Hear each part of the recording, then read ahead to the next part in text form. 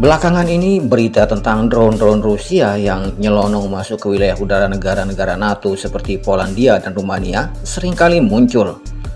Kejadian ini mungkin terdengar sepele, tapi di balik aksi itu ada permainan catur geopolitik yang jauh lebih rumit dari yang kita bayangkan. Jadi, apa sebenarnya maksud Rusia dengan tindakan provokatif ini? Mari kita coba bedah tanpa harus pusing.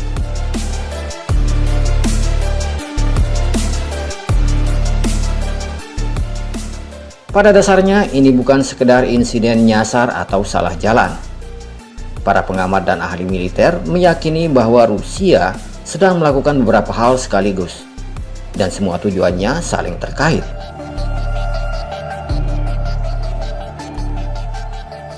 Dengan mengirim drone-drone ke wilayah udara NATO, Rusia sedang menguji seberapa cepat sistem pertahanan udara NATO merespon. Mereka ingin melihat butuh berapa menit sih bagi jet tempur NATO untuk terbang, atau apa prosedur mereka kalau ada benda tak dikenal masuk. Data-data ini sangat berharga bagi Rusia. Ini seperti mengintip ke dalam otak pertahanan NATO tanpa harus memulai perang. Respon cepat dari Rumania yang langsung menerbangkan jet F-16 atau reaksi keras dari Polandia yang menembak jatuh drone, semuanya dicatat oleh Rusia sebagai informasi penting. Mereka ingin tahu seberapa solid dan seberapa cepat tim NATO bekerja.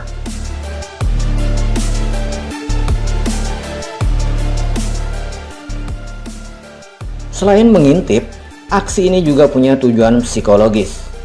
Ini semacam perang urat saraf atau cywar.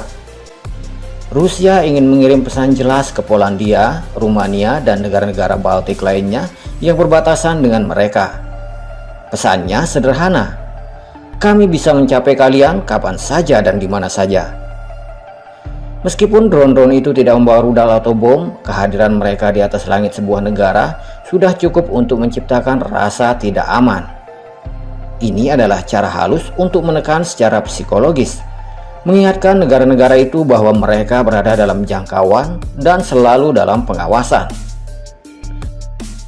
Aksi ini juga bisa dianggap sebagai cara Rusia untuk mengatakan kepada NATO, "Hei, kami sibuk di Ukraina, tapi jangan kira kami tidak punya waktu untuk kalian."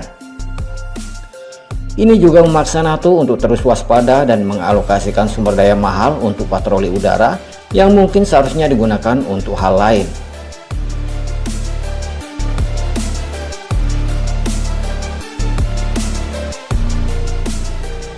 Satu lagi yang menarik, para ahli menyebutkan taktik ini sebagai operasi di zona abu-abu atau gray zone.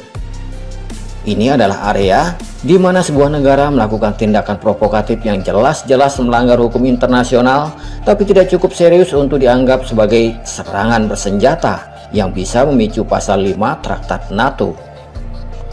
Pasal 5 adalah perjanjian yang menyatakan bahwa serangan terhadap satu anggota NATO adalah serangan terhadap semua. Dengan mengirim drone, Rusia sengaja berada di bawah ambang batas itu.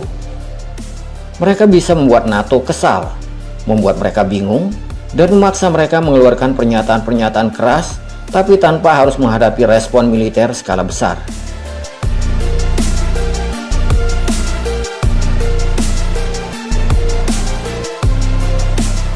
Intinya, drone-drone itu bukan sekedar metal dan plastik yang tersesat.